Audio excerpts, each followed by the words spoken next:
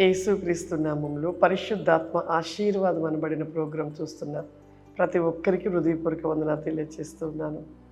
పరిశుద్ధాత్మ ఆశీర్వాదం ప్రతిరోజు పరిశుద్ధాత్మ ఆశీర్వాదం మనకుంటే నిజంగా ప్రతి విషయంలో విజయాన్ని పొందుకుంటాం. పరిశుద్ధాత్మ ఆశీర్వాదం ఉండాలి, ప్రార్థన కలిగిన వారిగా ఉండాలి, వాక్యాన్ని ప్రతిరోజు చదవాలి. ఇలా 3 విషయాలను మనం కలిగి ప్రతిరోజు ఉంటే నీవు ఎక్కడికి పోయిన విజయాన్ని పొందుకుంటావు. అపచయం అనేది నీ జీవితంలో ఉండదు. ఈరోజు పరిశుద్ధాత్మ దేవుడు మనకు ఒక వాగ్దానం ఇస్తున్నారు. ఎఫెసీయులకు రాసిన పత్రిక 5వ అధ్యాయము 15వ వచనము. దినములు చెడ్డవి గనుక మీరు సమయమును పోనీగా సద్వినియోగం చేసుకొనుచు జ్ఞానుల వలె కాక అజ్ఞానుల వలె కాక జ్ఞానుల వలె నడుచుకున్నట్లు జాగ్రత్తగా చూసుకునుడి. చెడ్డ దినములు ఎంతో చెడ్డగా ఉన్నవి. సమయము పోనీయకుండా సద్వినియోగం చేసుకునుడి అంటున్నారు. చాలామంది విలువైన సమయాన్ని వ్యర్థపరచుకుంటున్నాం.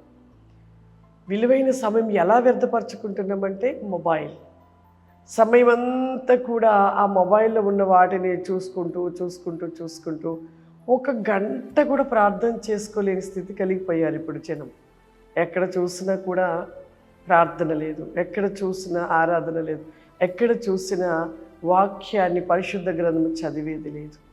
ఇలా మనము సమయం అంతా కూడా వ్యర్థపరచుకుంటూ ఉన్నాం.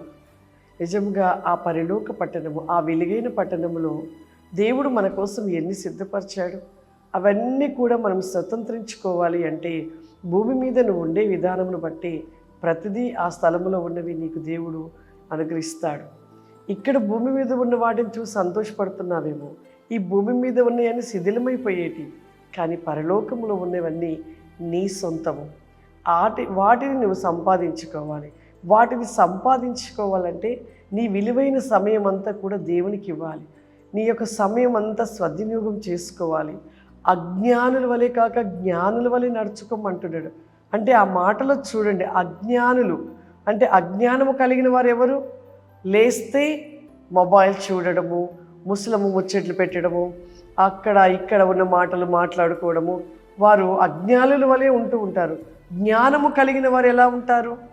జ్ఞానము కలిగిన వారు నిత్యము కూడా సమయము దేవునికి ఇస్తారు. సమయము వ్యర్థపరచుకోరు. సమయము విలువైన సమయము ఎక్కువగా దేవునితో గడుపుతూ ఉంటారు. ఒకవేళ ఇద్దరు కలిసి మాట్లాడుతున్నప్పుడు ఆ సమయంలో కూడా వారి మాటలు దేవుని మాటలుగా నిలిచి దేవుడి మాటలు మాట్లాడుతూ ఉంటారు.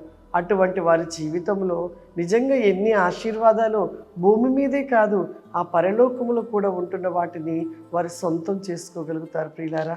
కాబట్టి ఈ భయంకరమైన దుర్దినాలలో ఉంటున్నాం.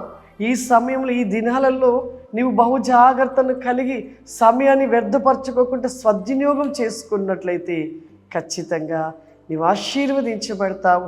ఆ పరలోక రాజ్యంలో నీవు అనేకవి కూడా నీ సొంతం చేసుకోగలుగుతావు. ప్రార్థన చేసుకుందాం. సర్వశక్తివంతుడా దేగల తండ్రి, నీకు వందనాలు చెల్లిస్తున్న ప్రభా, గొప్ప దేవా, పరిశుద్ధాత్మ ఆశీర్వాదం అనబడిన ప్రోగ్రాం ఎంతమంది అయ్యా చూస్తున్నారో వారందరినీ ఇప్పుడు మీరు తాకండి ప్రభా. నీ నామంలో అడుగుచున్నానయ్యా, మీరు అద్భుతములు చేయండి ప్రభా. వారి పట్ల గొప్ప కార్యములు చేయండి నాయన. మీ శక్తిని పొందుకోవాలి ప్రభా. ఇప్పుడే స్వస్థత వారి జీవితంలో జరిగించబడును గాక నాయన. వెస్టెల్ బికా ఫ్లవరీ కమాందర వారిలో ప్రతి బలహీనతలు తీసివేసి ప్రభా, జ్ఞానుల వలె నిత్యము ప్రార్థన కలిగిన వారిగా నిలిచి ఉండే కృపను దయచేయండి ప్రభా. ప్రతి కుటుంబాన్ని దీవించి ఆశీర్వదించమని యేసుక్రీస్తు నామములో నడుస్తున్నాను తండ్రి. ఆమేన్. God bless you. దేవుడు మిమ్మల్ని దీవించును గాక. ఆమేన్.